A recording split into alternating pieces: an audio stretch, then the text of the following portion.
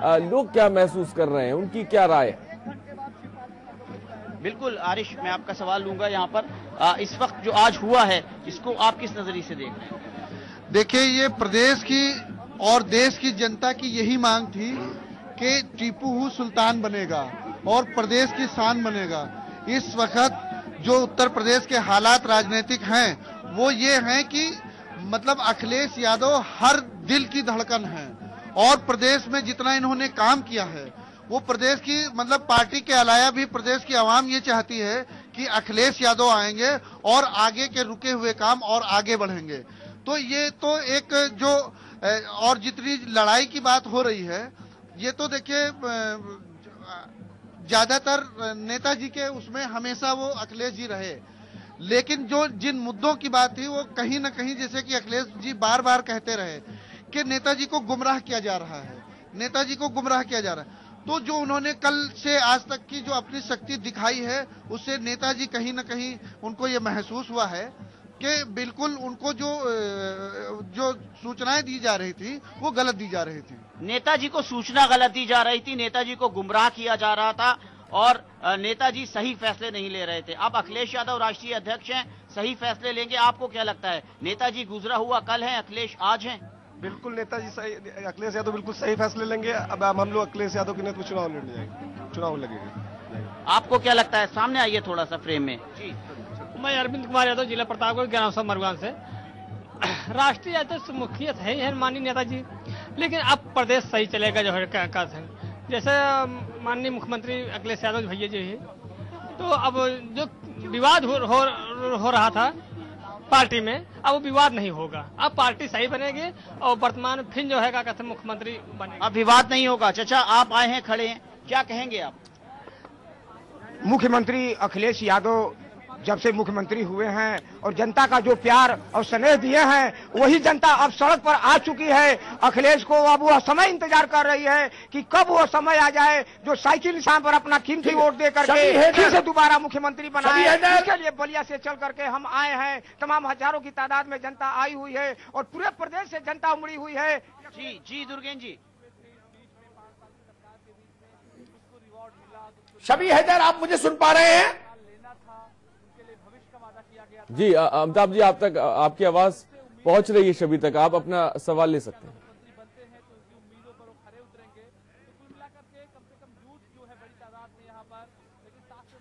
ये प्रतिक्रिया होती रहेगी, ये कार्यकर्ता है ये तो कहेंगे। मेरा एक सवाल, आप अगर जनेश्वर मिश्र पार्क में रहे, पार्टी का संविधान कहता है कि राष्ट्रीय सम्मेलन की एक व्यवस्था है और राष्ट्रीय सम्मेलन में राष्ट्रीय अध्यक्ष के परिवर्तन की जो प्रक्रिया है उसको डिफाइन किया गया है संविधान में।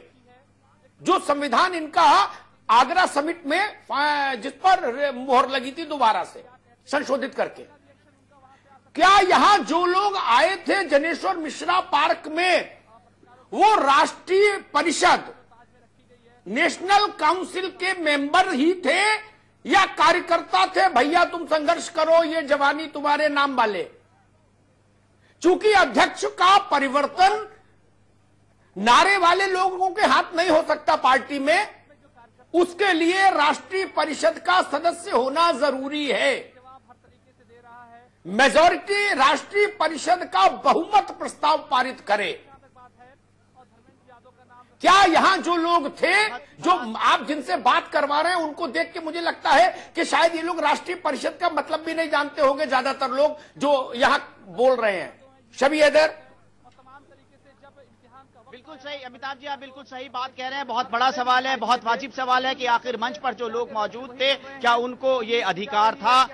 मंच पर जो लोग मौजूद थे उसमें रामलाल जी सुमन है जो राष्ट्रीय कार्यकारिणी में है, मंच पर मधु गुप्ता थी जो राष्ट्रीय कार्यकारिणी में है, मंच पर अहमद हसन थे जो राष्ट्रीय कार्यकारिणी में है, मंच पर किरणमय नंदा थे जो राष्ट्रीय कार्यकारिणी में है, मंच पर नरेश अग्रवाल थे वो राष्ट्रीय कार्यकारिणी में। इतने नामों को, इतने चेहरों को मैं जानता हूं। और मेरा सवाल दूसरा है शबी हैदर, मैं मंच की बात नहीं कर रहा, आप समझ नहीं पाए मेरा प्रश्न। मैं पूछ रहा हूं जो नीचे लोग हैं क्या वो राष्ट्रीय परिषद के सदस्य हैं?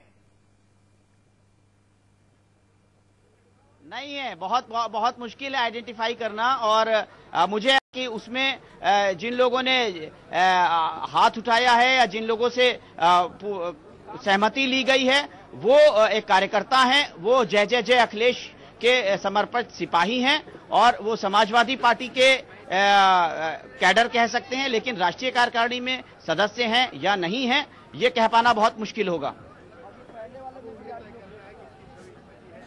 शबी हैदर, लेकिन पार्टी का संविधान कहता है, पार्टी का कॉन्स्टिट्यूशन कहता है कि जय जय जय करने वाले अध्यक्ष नहीं चुनेंगे, अध्यक्ष चुनेंगे राष्ट्रीय परिषद के विधिवत सदस्य। बिल्कुल सर, बिल्कुल सही सवाल है, वाजिब सवाल है, बड़ा सवाल यही है। प्रक्रिया होगी, मुझे ऐसा क्या उस प्रक्रिया का पालन किया गया या केवल हाथ उठा के जय जय? नहीं, ऐसी किसी प्रक्रिया को कम से कम बहुत संक्षिप्त चीजें हुई हैं, बहुत औपचारिक चीजें हुई हैं। ज्यादातर 11:40 पर करीब कार्यक्रम शुरू हुआ है। पहले अधिवेशन का अध्यक्ष राम गोविंद चौधरी को बनाया जाता है, लेकिन फिर जब किरणमय नंदा आ जाते हैं तो उनको अध्यक्ष बनाया जाता है। उसके बाद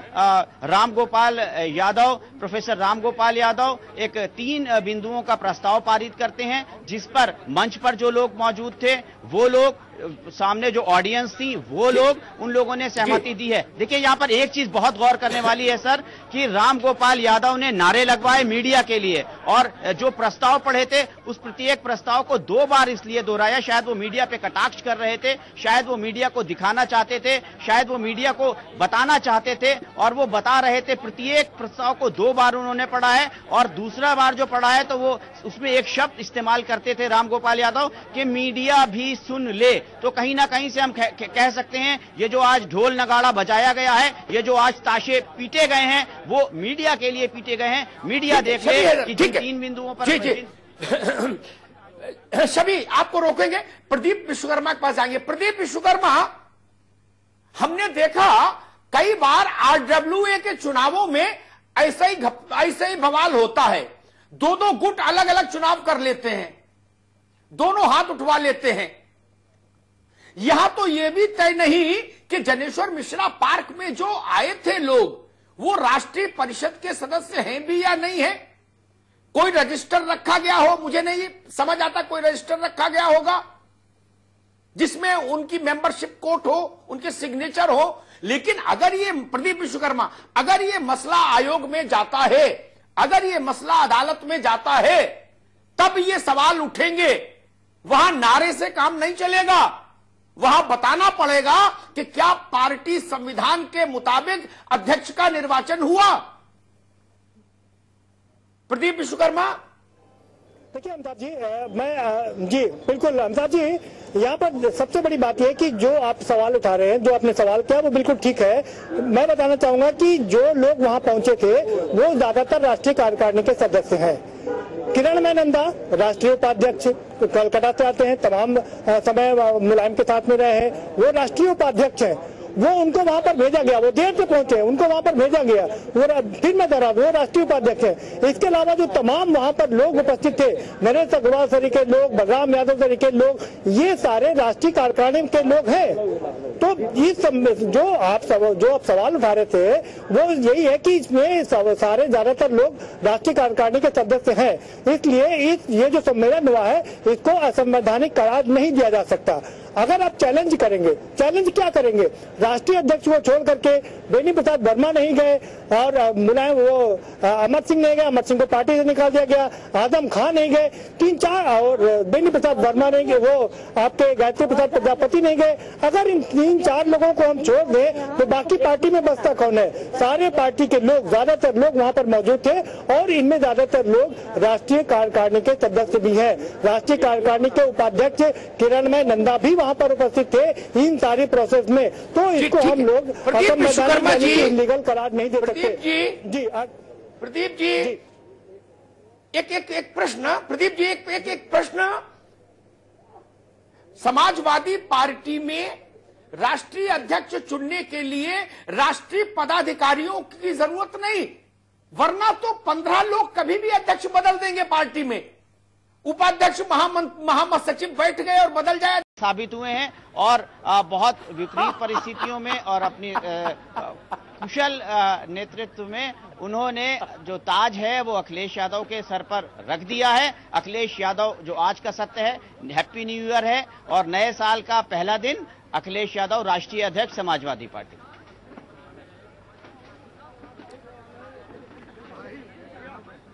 तो अखिलेश यादव राष्ट्रीय अध्यक्ष समाजवादी पार्टी। शायद ये था, बाजीगर तू है बड़ा बाजीगर ना।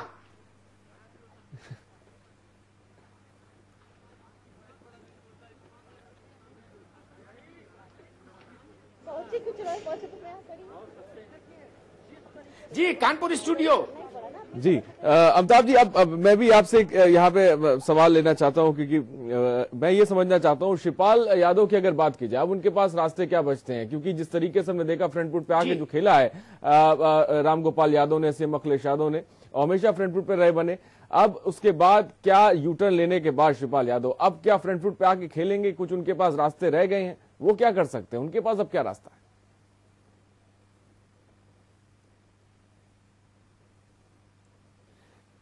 दोस्त दो बातें हैं जी। अगर मुलायम सिंह यादव के द्वारा ये सारा कुछ निर्देशित था कार्यक्रम, तो शिवपाल के पास कोई रास्ता नहीं बचता। शिवपाल यादव को आत्मसमर्पण ही करना होगा। अगर मुलायम सिंह जी अंतर मन से अखिलेश और रामगोपाल जी के खेमे के साथ खड़े हैं तो शिवपाल जी के पास अब कोई रास्ता नहीं। वो समर्पण करें या पार्टी छोड़ें, बाकी कुछ संभव नहीं। अब आज भी इस पार्टी में मुलायम सिंह यादव का होल्ड सबसे ज्यादा है। जो लोग इन गलतफहमियों में हैं कि इसके कहने से उसके कहने से भीड़ जुट जाती नहीं, आज भी मुलायम सिंह के पास समाजवादी पार्टी का जो वोट बैंक है वो क्या है? कोर वोट बैंक है यादव और मुस्लिम। प्रदेश भर में निकल के देख लीजिए, आज भी उत्तर प्रदेश का मुसलमान और यादव मुलायम सिंह को नेता मानता है। वो पारसनाथ यादव को तो नेता नहीं मानता, मनोज पांडे को तो नहीं मानता, यासिर शाह को तो नहीं मानता, गायत्री को तो नहीं मानता, राम गोविंद को तो नहीं मानता, अरे बहुतों को तो जानता भी नहीं है। वो केवल मुलायम सिंह को जानता है। अगर मुलायम सिंह के ही द्वारा निर्देशित है कार्यक्रम तो शिवपाल जी के लिए कोई रास्ता नहीं। वो समर्पण करें या घर छोड़े, अब तय उनको करना है। हां, अगर वो मुलायम सिंह जी का कोई सॉफ्ट कॉर्नर उनके लिए है तो या तो उनके लिए कोई नई व्यवस्था हो सकती है, कहीं कुछ उनको मिल जाए, चेहरा बचाने के लिए कोई पद, छोटा मोटा कुछ कॉस्मेटिक सर्जरी टाइप का काम हो जाए, या फिर ये मामला आयोग में जाए और अदालत में जाए। अध्यक्ष बदलता है तो बैंक की चेक बुक पर साइनिंग अथॉरिटी भी बदल जाती है। जी, बड़े लफड़े हैं अभी तो। समाजवादी पार्टी का खाता भी ट्रांसफर होगा, नाम कौन साइन करेगा, एक झंझट नहीं है। अभी पनघट की डगर थोड़ी कठिन है, लेकिन जहां तक शिवपाल यादव का संबंध है, शिवपाल यादव के पास अब भविष्य के लिए तभी कोई रास्ता बड़ा हो सकता है अगर वो लड़ना चाहेंगे, अगर मुलायम सिंह उनके साथ खड़े होंगे तो। अन्यथा अकेले वो लड़ने की स्थिति में नहीं, उनको समर्पण करना होगा या पार्टी से बाहर जाना होगा, घर से बाहर जाना होगा। आज का सच यह कि अखिलेश यादव पार्टी के नए नेताजी, मैं सुल्तान तो नहीं कहूंगा, समाजवादी पार्टी में नेताजी शब्द अच्छा है। अब नेताजी अखिलेश हो गए। नेताजी किसी व्यक्ति का नाम नहीं है पार्टी में। ये शबी हैदर और प्रदीप विश्वकर्मा, ये लोग इस बात को लखनऊ में महसूस भी करते होंगे, प्रदेश भर में जाते हैं तो, कि वहां नेताजी का मतलब पार्टी का सबसे बड़ा आदमी, ऑल इन ऑल। आज अखिलेश नेताजी हो गए। मुख्यमंत्री तो वो 15 मार्च 2012 को बने थे, नेताजी आज हुए हैं साल के पहले दिन। अब या तो शिवपाल यादव अखिलेश यादव को नेताजी मान ले और सामान्य कार्यकर्ता की तरह से पाए या बाहर जाएं। इसके अलावा अब कोई रास्ता मुझे अभी फिलहाल नहीं दिखता। अमिताभ जी, ऐसा कैसे हो गया जहां पे एक तरफ ब्रांडिंग, जब जो दो युद्धों में हम देख रहे हैं जिस तरीके से सीएम अखिलेश यादव की ब्रांडिंग की जा रही थी और उसके बाद उन्हें जो है पार्टी से निष्कासित किया जाता है, रामगोपाल यादव को भी 6-6 साल के लिए, तो लाचार और बेबस बनाया जाता है, तो अचानक ऐसा क्या होता है कि सीएम अखिलेश यादव हीरो बन जाते हैं और शिवपाल सिंह यादव विलन की भूमिका में आ जाते हैं?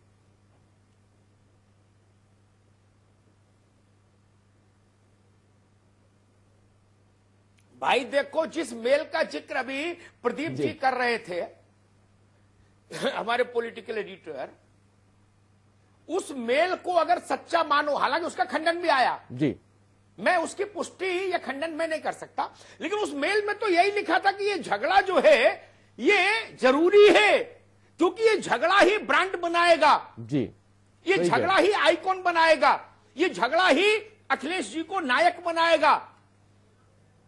तो एक विज्ञापन आता था जी, दाग अच्छे हैं, वैसे ही ये झगड़ा अच्छा था।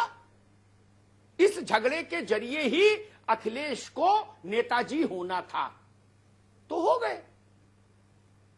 बाकी सब चीजें उसका हिस्सा है, उस पूरी कहानी इस अंतिम लक्ष्य का हिस्सा है।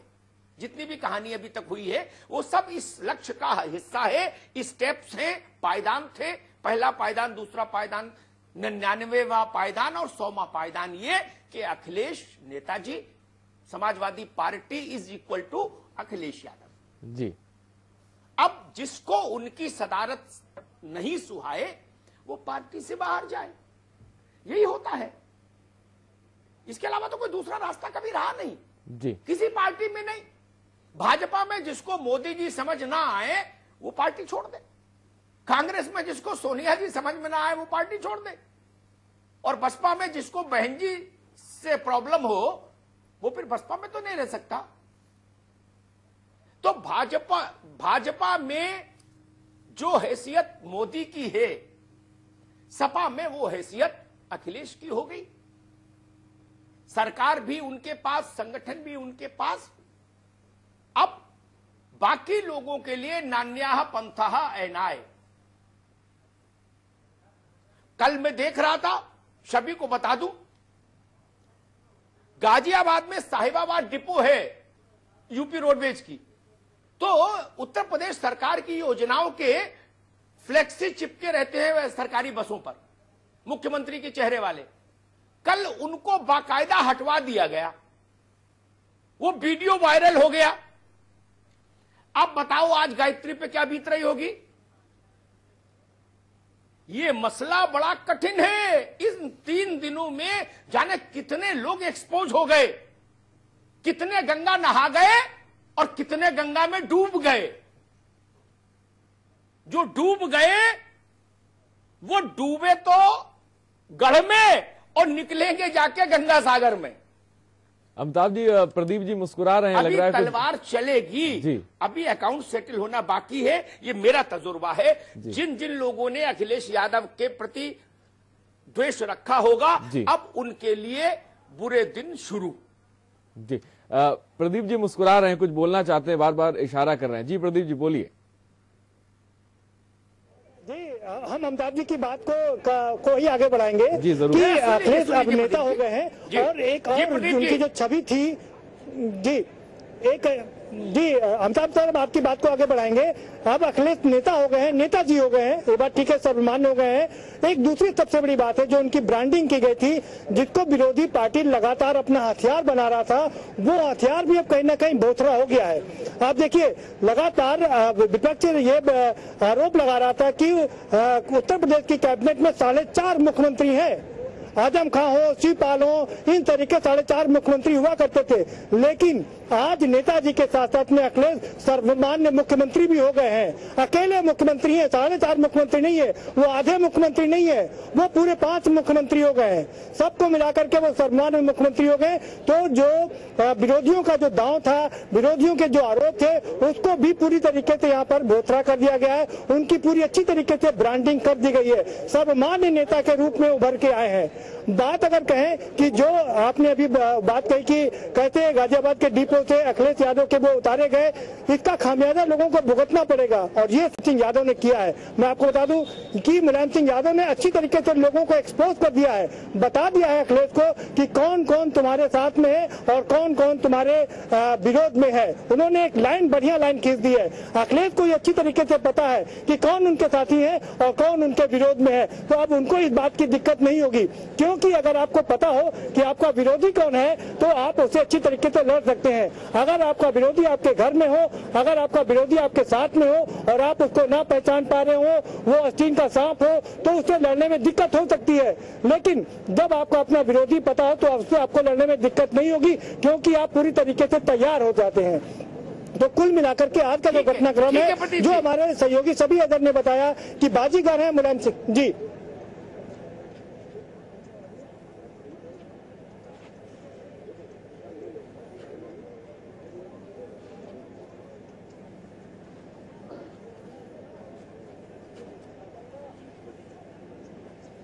जी अमिताभ जी, आप कुछ पूछना चाहते हैं प्रदीप जी से?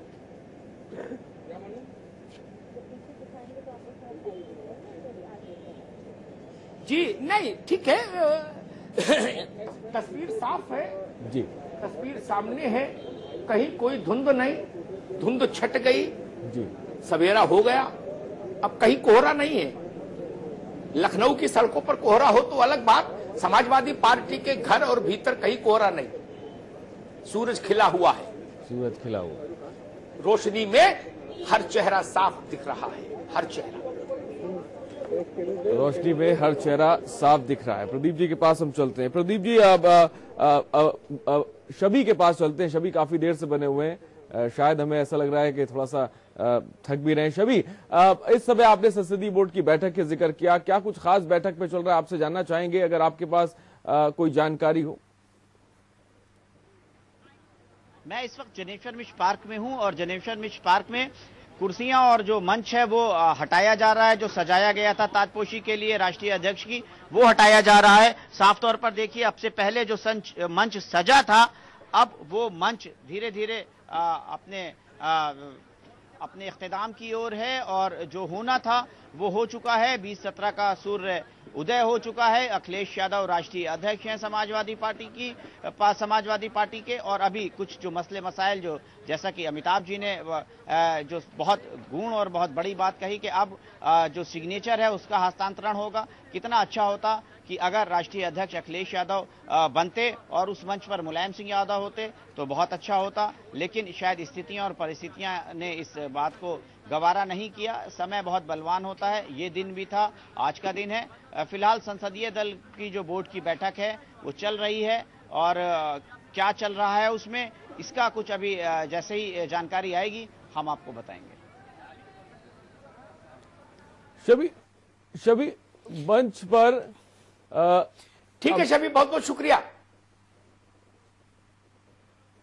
जी शबी, शुक्रिया बहुत बहुत। अमिताभ जी, आपका भी शुक्रिया बहुत बहुत जुड़ने के लिए, और प्रदीप जी आपका भी बहुत बहुत शुक्रिया। तो अब ऐसा लगने लगा है कि स्थिति जो है कहीं ना कहीं साफ हो गई है, और जो युद्ध हम देख रहे थे, 2 युद्ध समाजवादी पार्टी में हुए, उसके बाद जो निर्णायक फैसले आज लिए गए हैं, ताजपोशी एक तरह से कह सकते हैं कि सिर्फ अखिलेश यादव की हो गई है।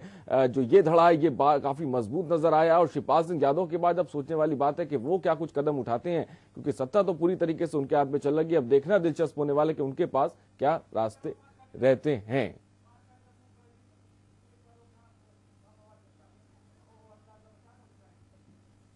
तो इस वक्त की बड़ी खबर हम आपको बता रहे हैं, और इसी मुद्दे पे हम नजर बनाए हुए। के न्यूज आपको पल पल की खबर से अपडेट करा रहा है। लखनऊ के ज्ञानेश्वर मिश्र पार्क में पार्टी के राष्ट्रीय अधिवेशन में रामगोपाल यादव ने घोषणा की है कि मुख्यमंत्री अखिलेश यादव समाजवादी पार्टी के नए राष्ट्रीय अध्यक्ष बन गए हैं। विशेष अधिवेशन को संबोधित करते हुए मुख्यमंत्री अखिलेश यादव ने ये बात कही मंच से। जो आज अधिवेशन की हम बात कर रहे हैं, जो पार्टी का अधिवेशन था, उसको लेकर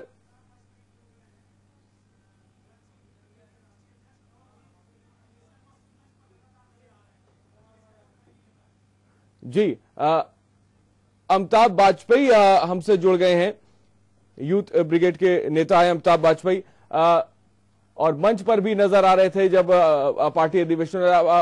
अमिताभ जी, जिस तरीके से हमने देखा कि आज जो निर्णय जो है वो लिए गए हैं, जो फैसले जो लिए गए हैं, साफ तौर पर नजर आ रहा है कि जो सीएम अखिलेश यादव की बात की जाए तो ये धड़ा काफी मजबूत हो रहा है और शिवपाल सिंह यादव की बात की जाए तो काफी कमजोर है। क्या कहेंगे आप इस पार्टी अधिवेशन को लेकर? बात धड़े की नहीं है जी। समाजवादी पार्टी के संविधान के अनुसार राष्ट्रीय सम्मेलन मुख्य बॉडी है। जो निर्णय राष्ट्रीय सम्मेलन में होता है वही असली पार्टी का निर्णय होता है। ये व्यक्ति विशेष की पार्टी नहीं, लोकतांत्रिक व्यवस्था है। और लोकतांत्रिक व्यवस्था में समाजवादी पार्टी के प्रतिनिधियों ने अखिलेश जी को संवैधानिक तरीके से राष्ट्रीय अध्यक्ष चुना है। इसलिए अब कोई धड़ा नहीं समाजवादी पार्टी का, अखिलेश यादव राष्ट्रीय अध्यक्ष है, वही सत्य है। क्या राष्ट्रीय अधिवेशन में 51% लोग ही ये डिसीजन ले सकते हैं? संविधान पार्टी का पढ़ना पड़ेगा। जो भी कार्रवाई हुई है सब पार्टी के संविधान के अनुरूप हुई है। हमारे प्रतिनिधियों ने लगातार लिख करके मांग करी थी राष्ट्रीय महासचिव जी से, जो कार्य देखते थे पार्टी के काम, उनसे मांग के अनुसार ही राष्ट्रीय सम्मेलन बुलाया गया था। और राष्ट्रीय सम्मेलन में हाथ उठा करके क्या राष्ट्रीय परिषद के 51% सदस्य वहां मौजूद थे? 51% से ज्यादा 70 से 75% सदस्य मौजूद थे। उनके दस्तखत हुए हैं और कागज वो दस्तखत होकर के पार्टी में इकट्ठा हो रहे हैं। मतलब कार्रवाई पूरी है, कागजी कार्रवाई में कोई कमी नहीं है और पार्टी के लोग अखिलेश जी के साथ है। जनता अखिलेश जी के साथ है, इसमें संशय कहां बचा है। पूरी पार्टी ने संवैधानिक तरीके से अखिलेश जी को अपना राष्ट्रीय अध्यक्ष मान लिया है। तो पूरी पार्टी ने जो है वो अध्यक्ष मान लिया है सीएम अखिलेश यादव का। शुक्रिया हमसे जुड़ने के लिए। तो बड़ी खबर हम आपको बता दें, पार्टी का अधिवेशन जो है आज हुआ, उसमें कई अहम फैसले लिए गए और सबसे बड़ी बात यहां पर यही, मुलायम सिंह यादव की अगर बात की जाए तो उन्होंने इस अधिवेशन की बात किया तो मजम्मत की थी, कहा था कि कोई भी कार्यकर्ता समर्थक इसमें नहीं मौजूद होगा, लेकिन यह अधिवेशन होता है और इसमें जो है वो फैसले जो है लिए जाते हैं। बात अगर करें तो रामगोपाल यादव ने घोषणा की कि मुख्यमंत्री अखिलेश यादव समाजवादी पार्टी के नए राष्ट्रीय अध्यक्ष बनेंगे। अमर सिंह की बात की जब माफ कीजिएगा तो पार्टी से निकालने की जो है इस अधिवेशन में बात होती थी। के न्यूज आपको बता दें, इस खबर पर बना हुआ है, आपको पल पल की अपडेट जो है वो दे रहा है। तो भूमिका अहम बनी रहेगी, लेकिन उन्होंने संदेह जताया कि नेताजी के करीबी लोग उन्हें गुमराह कर सकते हैं।